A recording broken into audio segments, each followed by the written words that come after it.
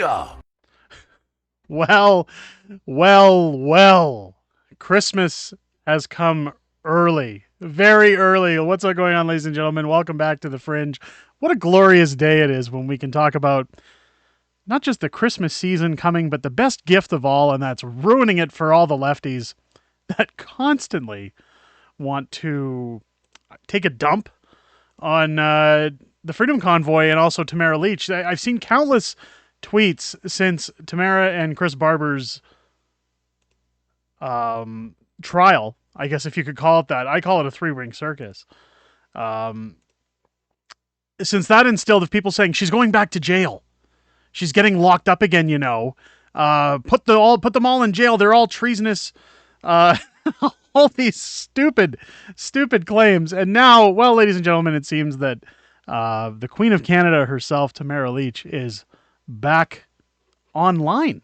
She's back on social media. Now, I was informed this morning via text message as Tamara followed me back on Twitter after months of being off of the platform, and I thought it was a bot account or a fake account, and I messaged her to say, hey, is this for real? And, she kind of explained some things. Now, I tried to get her on the show for an interview. Now, granted, and much to my delight, she's actually busy. She's running around. She's getting her visiting done before the holidays, before Christmas hits, and rightfully so. Tamara's been stuck in Ottawa for multiple weeks while her trial has been pushed and rescheduled and delayed. That should tell you something. And we're going to get into that. But let's get into this article from True North that's come out to talk about everything that's happened here with Tamara. She's back on social media after bail conditions are eased. After nearly 2 years of social media silence, Freedom Convoy organizer Tamara Lich has reemerged online.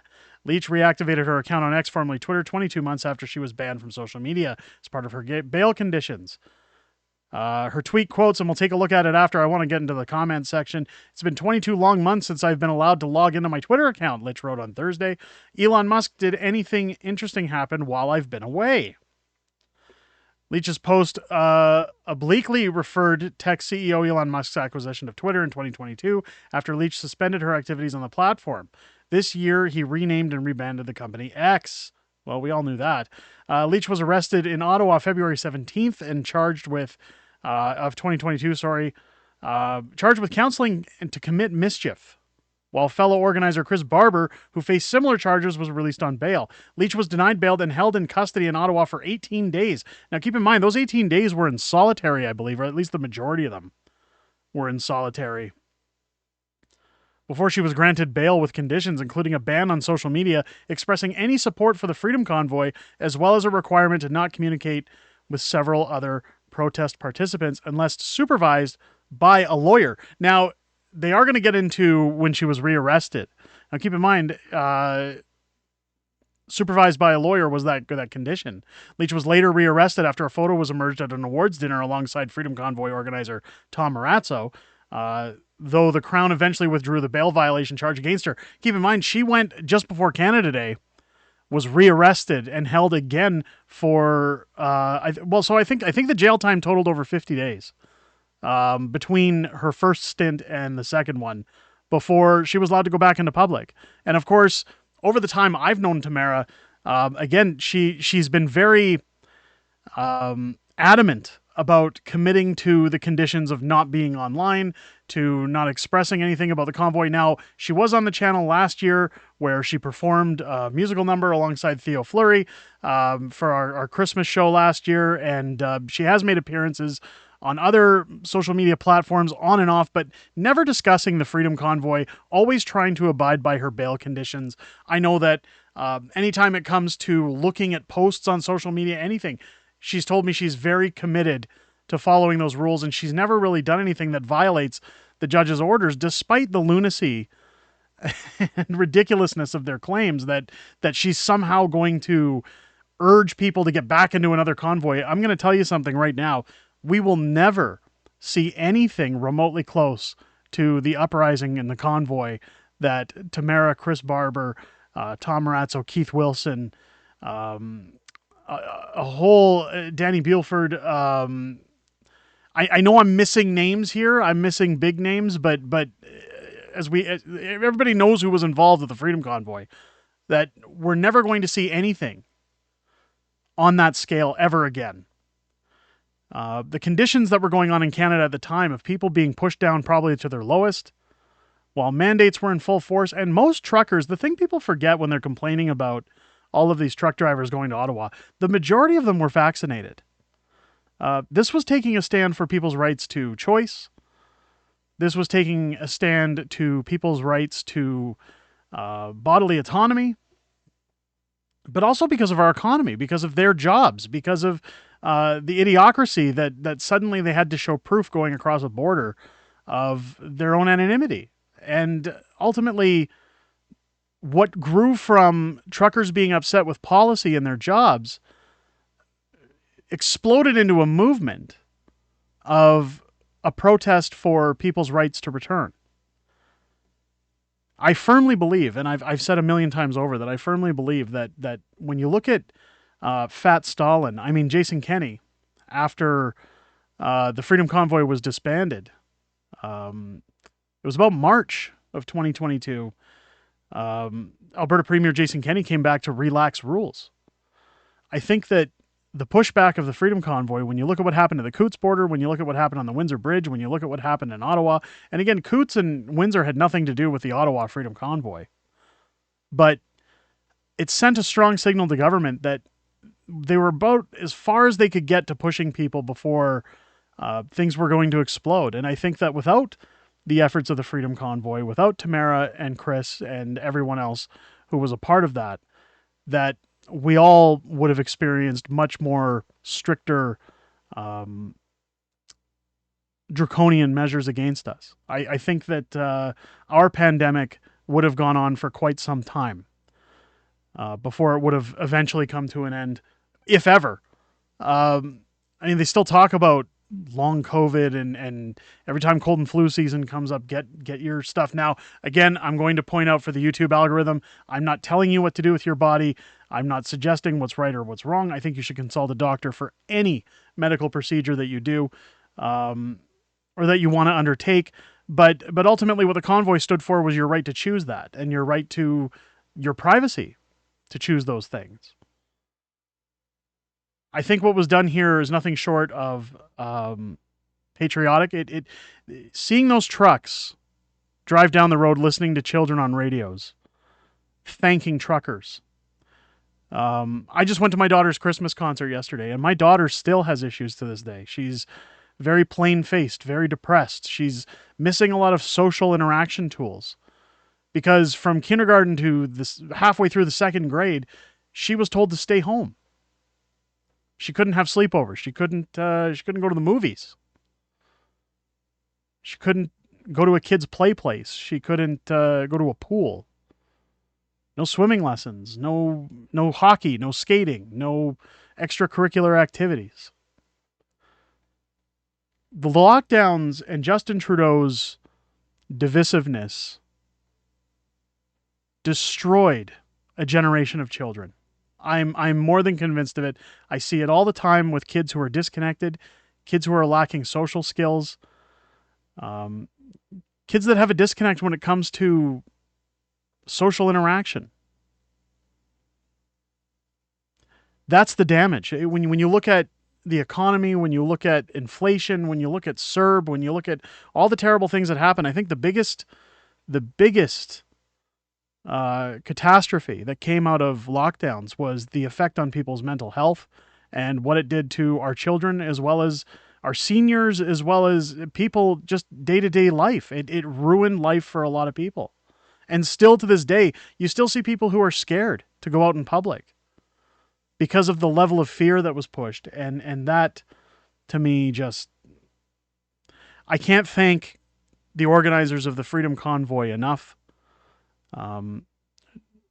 Being able to call Tamara a friend, Chris Barber a friend, Tom Marazzo a friend, Keith Wilson a friend, Eva Chipiuk a friend, to know these people and talk with them has been probably one of my greatest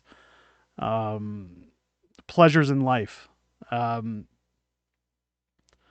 thank them profusely for everything they did And keep in mind, I've always said our pandemic ended in 2022. Tamara's ended today. Somewhat. I mean, she still has court to go through. There's still proceedings to go through. Truckers are still being prosecuted. So you think about your rights. The fact that for the last year and a half, you could go to a restaurant, you could go to a shopping mall. You didn't have to stand 6 feet apart from somebody. A lot of that, and I firmly believe you can call me out if you think otherwise, but a lot of that I believe was because of the actions of these truckers, their sacrifice, and Tamara giving up her freedom for everyone else to have theirs is nothing short of admirable.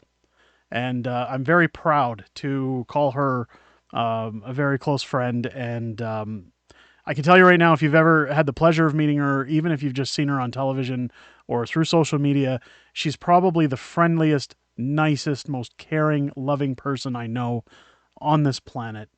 Um, she's incorruptible, in my opinion. And again, that's from a personal standpoint. Make what you will of headlines or discussions. I know the rumors circulate. You know, Tamara did this with the money. Oh, they've done that stuff. I've seen silly comments from houses in Quebec all the way to bodily implants to paying off people to being a Fed. All these ridiculous claims that, again, I can tell you after spending a significant amount of time around her family, it's all false. And I wish Tamara the very best. I'm so glad to see her back online. So here's her statement to True North, where she said her lawyers thought it was an appropriate time for the court to revisit the social media ban. I've been hoping for quite some time to have my conditions varied, and with the lack of evidence we seem to have had so far and the unexpected length of the time the trial is taking, we felt it was a good time to have specific conditions reviewed, Leach said. Leach and Barber have been on trial in Ottawa since September. It was supposed to conclude October 13th, but was stretched on for weeks and is set to resume in January 2024. Leach is being represented by Lawrence Greenspan. I hope I'm pronouncing that properly. And Democracy Fund. Barber is being represented by Diane Magus and the Justice Center for Constitutional Freedoms. Again, I know I'm rambling a little. I know I'm coating it on thick. I can't tell you what a gift this is this holiday season to see Tamara Lich free, freer by some means. I'm proud of everything she's done. I can't thank her enough for everything she's done. Every time I look at my kids, every time I see them running in a field, anytime I see them on a playground that doesn't have yellow tape around it, I think about those truckers, and my gratitude is something I can never repay them. It's an insurmountable debt that I feel that we owe those truckers for everything that they did. And let's take a look at the post here anyways. It's been 22 long months since I was allowed to log into my Twitter account, as the article said. Did I miss anything, Elon, while I've been away? Now, of course, the post has only 1.3 likes. If you guys are on Twitter, get over to @Lich Tamara and follow Tamara. Let's see if we can't boost this post and get it out there. And while our Christmas is going to be great, boy, this is going to ruin it for a lot of lefties. Of course, the amazing Zoltan coming in. I made you a movie. Of course, he's got Canada's Fubar. I do have a video coming out tomorrow talking about that mini doc.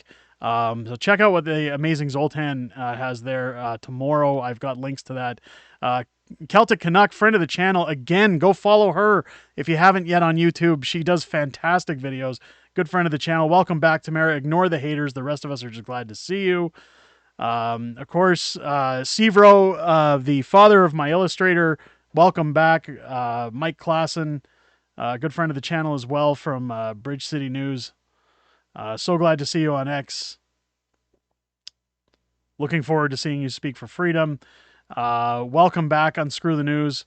Kelly Charlebois, I'll be following tomorrow when I'm allowed to. X is funny. Welcome back.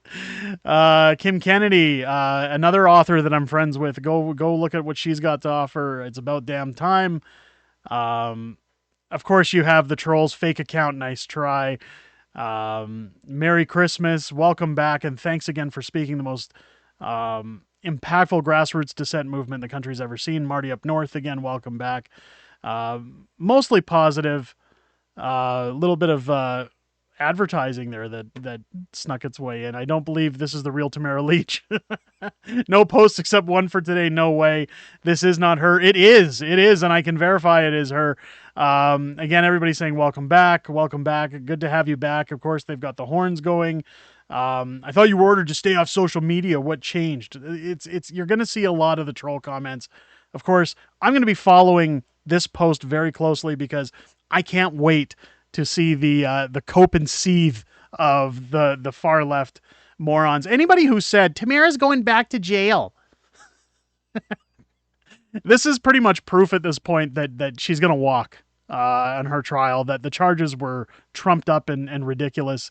Again, I don't want to count chickens before they're hatched, but look, if they're going to lift these charges, if they're going to lift these restrictions, I don't think a judge would be doing that if they thought that Tamara was responsible for any kind of criminal actions or anything. So again, that's speculation. That's not me saying that, you know, I've spoken to her and she has said this or that lawyers have said this. I know you have to be careful and make those things prudent because when you make a mistake like that online, people, boy, they love to come for the jugular. So again, that's my personal impression, ladies and gentlemen, that I think Tamara is looking good moving forward, and I, for one, am more than happy to see her on social media.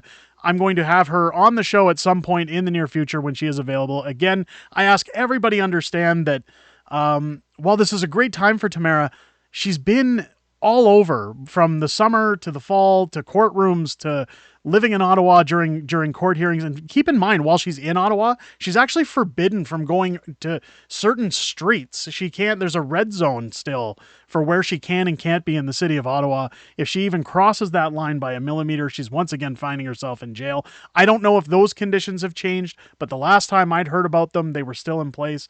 So again, that could be speculative, but regardless, she's been so busy.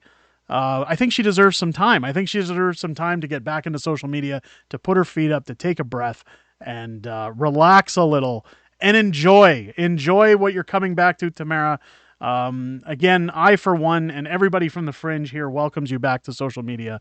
And I'm interested to see what comes next. So let's keep our eyes on the prize, ladies and gentlemen. And again, we will have Tamara on the channel eventually. Let me know what you think about Tamara's return down in the comments below. I know this video has been long with my rambling, and again, I apologize for that. I'm just so damn happy to see Tamara back online. Let me know your comments down below. Let me know what you guys think, and join us. Usually I say on Sundays for our weekly wrap. Due to Sunday being Christmas Eve, we're going to do a special Saturday night stream this Saturday here at 6:30 p.m. Pacific time here on the channel. Make sure to tune in because boy, do I have some content for you guys on that one. I hope to see you guys there, and I hope you enjoyed this video. I'll catch you on the next one.